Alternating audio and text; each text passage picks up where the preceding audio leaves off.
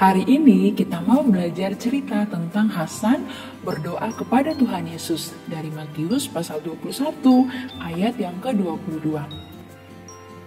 Ada sebuah keluarga terdiri dari ayah, ibu, dan kedua anaknya bernama Hasan dan Rayu.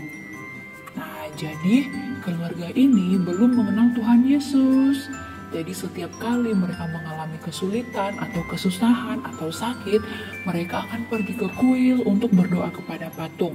Tetapi berbeda dengan Hasan. Hasan setia berdoa kepada Tuhan. Lalu bagaimana Hasan bisa mengenal Tuhan Yesus, bisa belajar berdoa? Ia belajar berdoa kepada temannya yang bernama Anita dan Joko. Pada suatu ketika, keluarga Hasan mengalami musibah yang besar. Sapi yang biasa mereka pakai untuk membajak sawah tiba-tiba sakit, tidak kuat berdiri.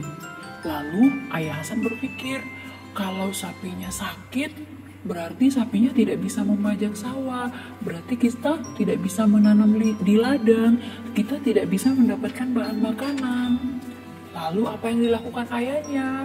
Ayahnya memanggil Hasan bersama dengan saudaranya yang perempuan. Lalu apa yang ayahnya lakukan? Ayahnya memanggil mereka, memberikan mereka uang, persembahan. Lalu ayahnya katakan seperti ini, pergilah ke kuil, kemudian berdoalah kepada patung, supaya patung itu menyembuhkan sapi kita. Sebenarnya Hasan tidak suka pergi ke kuil, karena Hasan hanya percaya bahwa yang sanggup menolong hanya Tuhan Yesus. Tetapi Hasan tetap mengikuti perintah ayahnya.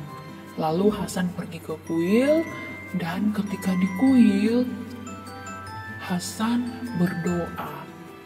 Nah, di situ dilihat bahwa apa yang dilakukan oleh Hasan ketika berdoa. Nah, dia berdoa melipat tangan seperti orang Kristen. Jadi sekalipun di kuil itu ada patung, tetapi Hasan tidak berdoa kepada patung. Hasan berdoa kepada Tuhan Yesus. Ia berdoa supaya sapi-sapinya itu bisa sembuh kembali. Lalu ketika saudara perempuan Hasan melihat apa yang dilakukan oleh Hasan, ia marah dan menampar Hasan.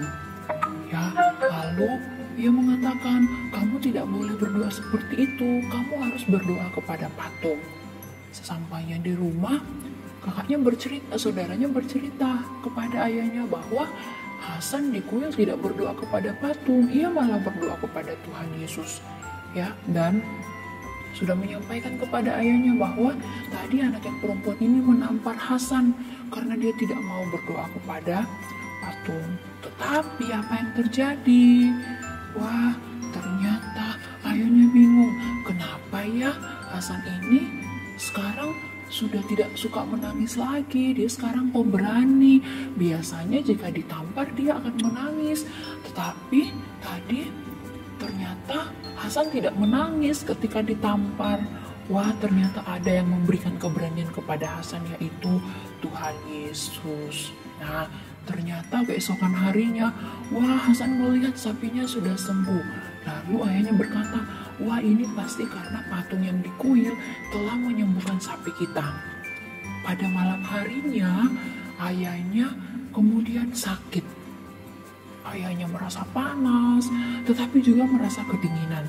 Keringatnya bercucuran. Lalu ayahnya memanggil Hasan. Dia katakan, Hasan, coba kamu berdoa kepada Tuhan, supaya Tuhan menyembuhkan ayah.